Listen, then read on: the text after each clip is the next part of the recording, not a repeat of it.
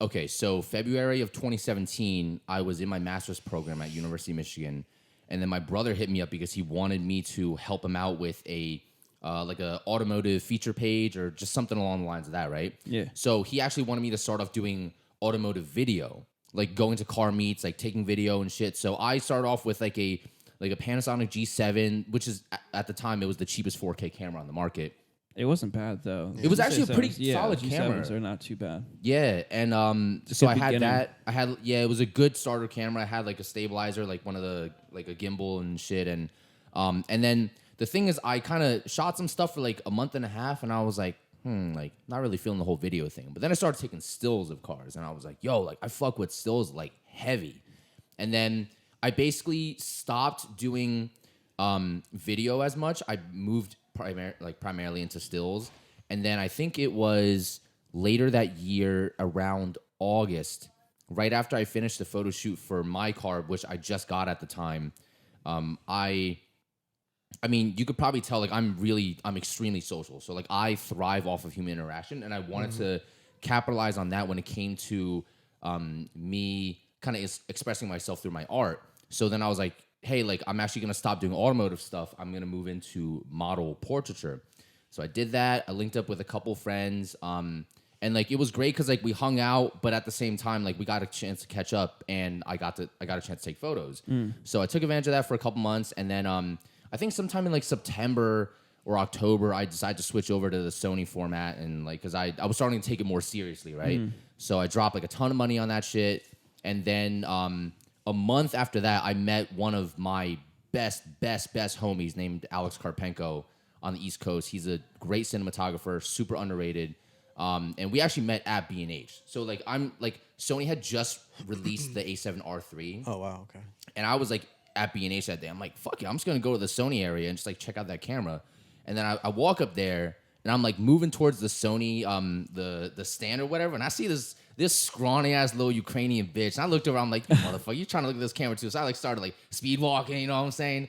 And then I saw him do it too. I'm like, fuck. So we both got there at the same time, and like I flipped the switch. I was so polite. I was like, oh, looks like you were gonna look at this camera, right? You know, after you, go be my guest. He's like, that. no, you first. So like, we kind of like had that little like funny interaction right there, and then like we linked up at that point, and then since then we have collabed on like a ton of different shoots.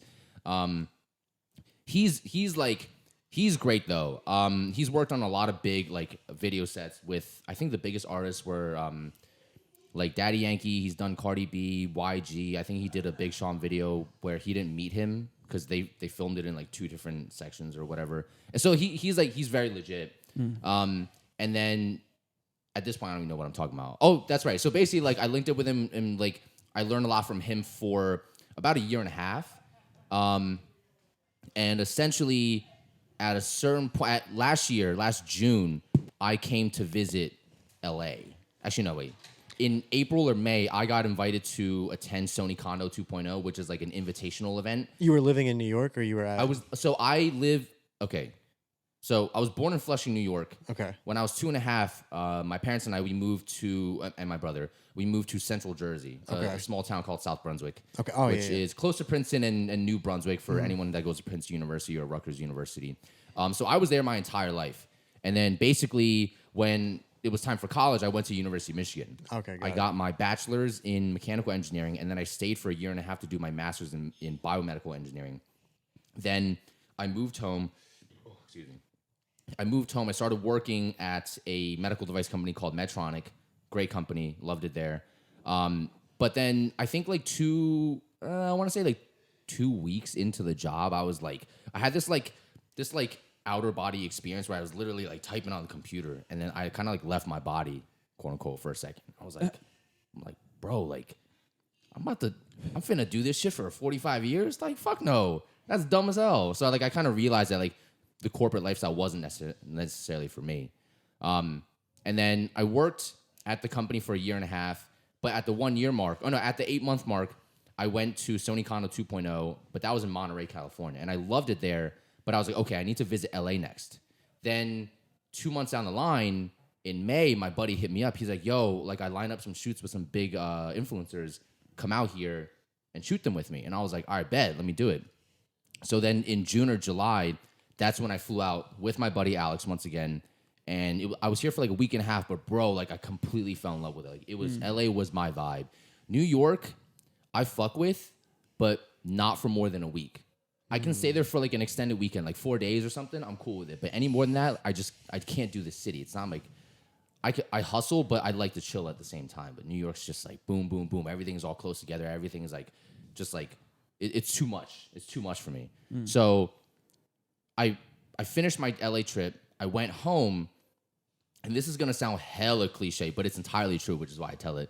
I was kind of thinking that I would move out in like 2021 or 2022 so I could stay at home and like save us some more money for to pay off my student loans and shit.